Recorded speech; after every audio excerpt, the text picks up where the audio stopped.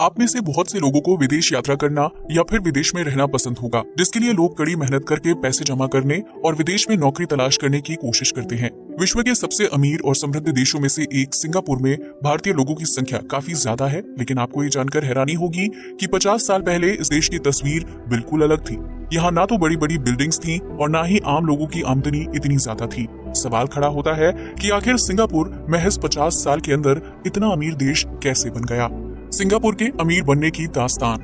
वर्तमान समय में सिंगापुर को दुनिया का तीसरा सबसे अमीर और समृद्ध देश माना जाता है, जहां प्रति व्यक्ति आय 50,000 यूएस डॉलर्स या 40 लाख रुपए के आसपास होती है। इस देश में आपको ऊंची ऊंची इमारतों से लेकर महंगी गाड़ियां, साफ सुथरी सड़कें और लग्जरी यार्ड देखने को मिलेंगे, जिसकी वजह से एशियाई देशों के बीच सिंगापुर का एक अलग रुतबा है। लेकिन अगर आपको लगता है कि सिंगापुर हमेशा से इतना अमीर और समृद्ध था, तो आप बिल्कुल गलत हैं। आज से लगभग 50 साल पहले यानी 1965 के दौर में सिंगापुर में ना तो ऊंची इमारतें थीं और ना ही यहाँ के लोगों का लाइफस्टाइल इतना लग्जरी हुआ करता था, बल्कि इस देश के हालात काफी खस्ता हाल हुआ करते थे। उस दौर में सिंगापुर की ज्यादातर आबादी कच्चे मकानों में रहती थी, जबकि लोगों के पास आय के साधन भी बहुत कम हुआ करते थे। वहीं सिंगापुर में पक्की सड़कें भी नहीं थी, जबकि बढ़ती महंगाई और अपराध ने आम लोगों का जीवन मुश्किल में डाल दिया था।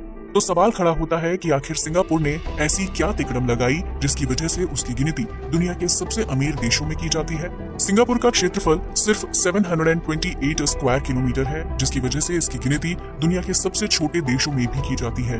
हालांकि आकार में छोटा होने के बावजूद भी सिंगापुर की आबादी 54.5 लाख के आसपास है, जिसकी वजह से यहाँ एक समय में काफी गरीबी हुआ करती थी। दरअसल ब्रिटिश काल के दौरान सिंगापुर दुनिया भर के व्यापारियों के लिए ठहरने और आराम करने की जगह हुआ करता था, जहां व्यापारी अपने सफर के दौरान ठहरते थे और अपने जहाजों को भी खड़ा करते थे। सन 1819 में ब्रिटिश शासकों ने सिंगापुर को वहां के राजा सुल्तान से खरीद लिया था, जिसके बाद ये छोटा सा आइलैंड ब्रिटिश शासकों के अधीन हो गया और यहाँ रहने वाली जनता उनकी गुलाम हो गई थी। सिंगापुर के लोगों को गरीबी, भुखमरी और महामारी जैसी समस्याओं का सामना करना पड़ रहा था, जबकि वो लोग बहुत ही कम कीमत पर ब्रिटिश शासकों के लिए मजदूरी किया करते थे। उस समय सिंगापुर की आबादी काफी कम थी और वो लोग ब्रिटिश शासकों के खिलाफ लड़ाई नहीं लड़ सकते थे।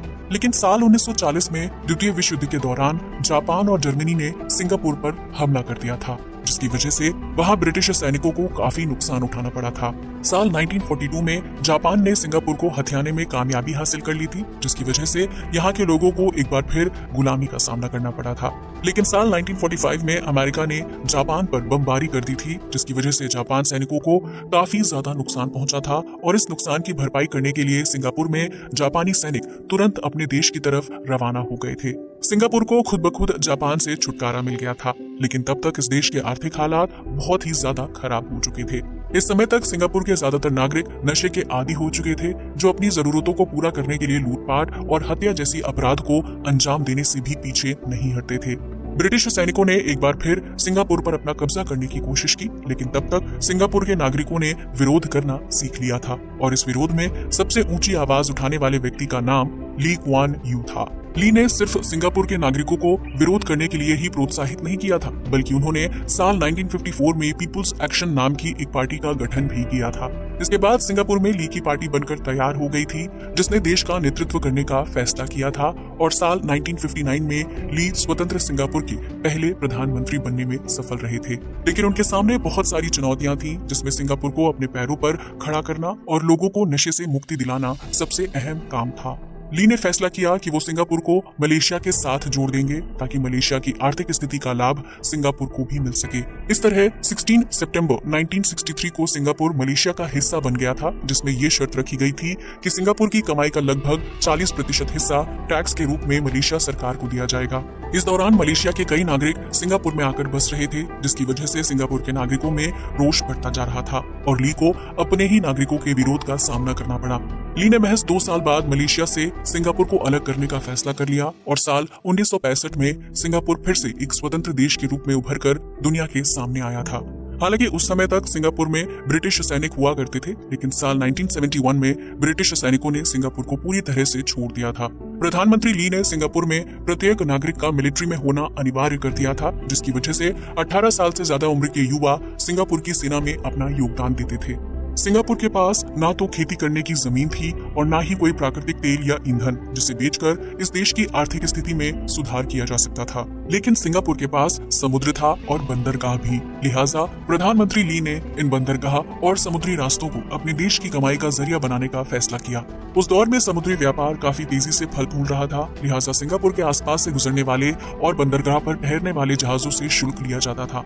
इसके अलावा प्रधानमंत्री ली ने देश की आबादी को कंट्रोल करने के लिए एक सख्त नियम बनाया था, जिसके तहत किसी भी कपल को 2 से ज्यादा बच्चे पैदा करने की इजाजत नहीं थी। उस दौर में सिंगापुर में झुपड़पट्टी और गंदगी काफी ज्यादा हुआ करती थी। लिहाजा प्रधानमंत्री की सफल कोशिशों के चलते देश भर में सफाई अभियान चलाए गए और आम नागरिकों को साफ सफाई के प्रति जागरूक किया गया। इसका ये नतीजा हुआ कि वर्तमान समय में सिंगापुर की गिनती दुनिया के सबसे साफ सुथरे देशों में की जाती है, जहां च्युइंगम खाना गैर कानूनी है, क्योंकि कई लोग च्युइंगम खाकर उसे सड़क पर थूक देते हैं, जिसकी वजह से देश में गंदगी बढ़ती है और लोगों को चलने फिरने में समस्या होती है। इतना ही नहीं, ली की सरकार ने आम लोगों को शिक्षा के प्रति जागरूक किया था, जबकि मानव संसाधनों पर काफी पैसा खर्च किया गया था। इतना ही नहीं, ली जानते थे कि सिंगापुर की कमाई सिर्फ समुद्री रास्ते और बंदरगाह तक ही सीमित नहीं रह सकती है। लिहाजा उन्होंने दुनिया भर के पर्यटकों और कंपनियों का ध्यान अपने देश की तरफ आकर्षित करने का फैसला किया। इसके तहत सिंगापुर में 1970 से 1990 के बीच विभिन्न बिल्डिंग, हाईवे और एयरपोर्ट को बनाकर तैयार किया गया था, जिसने न सिर्फ सिंगापुर की गरीबी छिपाने का काम किया, बल्कि इस देश को समृद्ध और अमीर दिखाने में अहम भूमिका निभाई थी। इसी तरह सिंगापुर में चलने वाली पुरानी नाव को बदलकर उसकी जगह पर खूबसूरत यार्ड को चलाया गया था, ताकि जब पर्यटक सिंगापुर घूमने के लिए आएं तो उन्हें यहाँ हर तरह की सुख सुविधा का लाभ मिल सके। इसी तरह सिंगापुर में बड़े मॉल, रेस्टोरेंट, होटल और शॉपिंग कॉम्प्लेक्स बनाकर तैयार किए गए थे, जो आम नागरिकों को नौकरी देने के साथ साथ पर्यटकों को अपनी तरफ आकर्षित करने का काम भी करते हैं। इस तरह देखते ही देखते सिंगापुर की तस्वीर बदलती चली गई, जबकि दुनिया भर की कई महंगी कंपनियों ने सिंगापुर में अपना कारोबार जमाना शुरू कर दिया। इसका असर ये हुआ कि सिंगापुर में आम लोगों की आमदनी बढ़ती चली गई, जबकि यहाँ के ज्यादातर शहर महंगे हो गए। इस देश में पर्यटकों के घूमने फिरने के लिए कई खूबसूरत जगहें हैं, जिनकी वजह से सिंगापुर की अच्छी खासी कमाई हो जाती है। इस देश में आबादी ज्यादा है, इसलिए कार खरीदने पर ज्यादा टैक्स लगाया जाता है। यही वजह है कि सिंगापुर में ज्यादातर लोग पब्लिक ट्रांसपोर्ट का यूज करते हैं, जो लग्जरी होने के साथ साथ कम खर्चीले और समय के पाबंद होते हैं। वर्तमान समय में सिंगापुर में महंगे स्कूल, कॉलेज और यूनिवर्सिटीज हैं, जबकि इस देश में विदेशों से लोग नौकरी करने के लिए आते हैं। सिंगापुर के लोगों की आमदनी दुनिया में तीसरे नंबर पर आती है, जबकि यहाँ के लोगों का लाइफस्टाइल काफी लग्जूरियस है। सिंगापुर के लोगों ने आज से 50 साल पहले शायद ही कभी सोचा होगा कि वो लोग इस तरह की लग्जरी लाइफ जी पाएंगे, क्योंकि इस देश में कुछ भी नहीं था। लेकिन वर्तमान समय में सिंगापुर की तस्वीर पूरी तरह से बदल चुकी है, जिसमें यहाँ के प्रधानमंत्री ली का अहम योगदान रहा है।